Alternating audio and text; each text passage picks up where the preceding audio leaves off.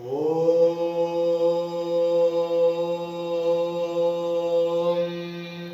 नमः शिवाय। नमस्ते टू एवरीवन। आमे प्रतिदिन संध्या 8टा समय जो सब स्पिरिचुअल क्लास विषय आलोचना करूँ से सब स्पिरिचुअल क्लास भितर आमर Patanjali Yogasutra, foundation of yoga, human anatomy and physiology, yogic management common disease, Sankhya, Veda Vedanta, Indian philosophy, yoga philosophy, Shrimad Bhagavad Gita यही सब संपर्क में आमर आलोचना करा जाउछि।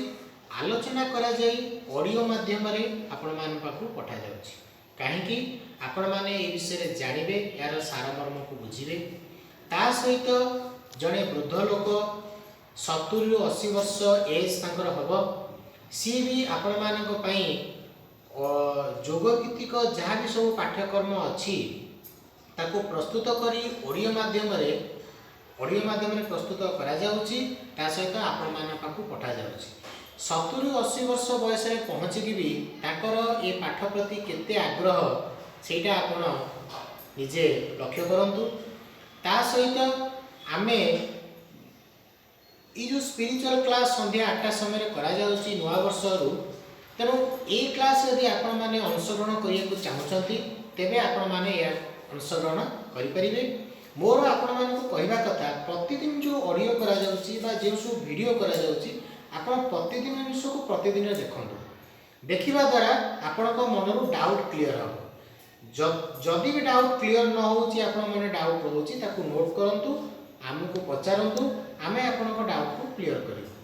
ता सहित पूर्वरु आमे जो योगासन क्लास सब करथुलु प्रतिदिन 3टी किबा 4टी लेखे योगासन करा जाउतला, किंतु वर्तमान आपण मानकु प्रतिदिन गोटे लेखे आसन करा जाउची। से विषय रे कहा जाउची, हेल्थ बेनिफिट्स विषय रे कहा जाउची। आपण या को देखिबे, प्रतिदिन अभ्यास करिवे, जाद्वारा आपनकर मने रहिबो आ हेल्थ बेनिफिट्स विषय आपण जानि परिबे। जदि या को आपण न देखिबे, सबदिन सबदिन न देखिबे, तबे आपनकर डाउट क्लियर होबा नै कि आपण से विषय किछि बुझि परिबे नै। मोर आपण माने कहया कथा प्रतिदिन ऑडियो प्रतिदिन वीडियो को ध्यान सहकारे देखिले आपण या को ठीक भल भाबरे बुझि परिबे। ता सहित या को देखंतु, ता सहित हमको कोऑपरेट मध्य करंतु। तबे आसंतु आज मु आपण मानकु वज्रासन विषय रे कहबी। पूर्व वीडियो रे आमे चक्की चालना आसन विषय रे कहा जाइतिला, तो आज आपण को वज्रासन विषय रे कहबी। वज्रासन एपरि एक आसन जहा को खाई सारिबा परे करा जाय। जेते आसन हमर अछि ए गोटी आसन जहा हमें खाई सारिया परे करिताउ। ए आसन को प्रतिदिन आपण खाई सारिया परे करिबा द्वारा आपणकर हजम जनित समस्या, गैस्ट्रिक संबंधी समस्या, एसिडिटी संबंधी समस्या, कॉन्स्टिपेशन जनित समस्या दूर हो। तेणु यही आसन को आप प्रतिदिन सकाले खाई सारा पर राति खाई सारा 5-10 मिनट अभ्यास करंतु, यार उपकार निश्चित अनुभव करेंगे। तेबे एबे आसन जानिबा वज्रासन किपरि करा जाय। देखंतु प्रथमे आपण एक प्रकार स्टेज रे बसिबे, दी हाथ को ए प्रकार लगे रखिबे, पछ पाद को ए प्रकार शुआई रखिबे, दी हाथ को आंठू पे रखिबे, मेरुदंड को सीधा करिवे, सीधा आईनी बसिबे। ठीक है।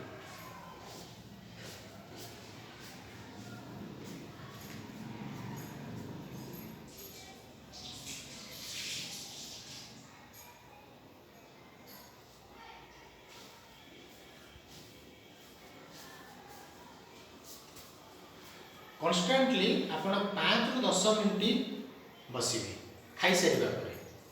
यह करिया द्वारा आपनकर गैस जनित समस्या, कॉन्स्टिपेशन जनित समस्या, हजम जनित समस्या और एसिडिटी संबंधी समस्या दूर होइते। तेणु यह को आपण प्रतिदिन अभ्यास करंतु, आर उपकार निश्चिंत आपण माने अनुभव करि परिबे।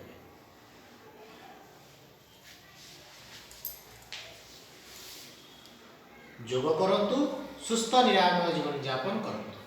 हरि ओम तत्सत।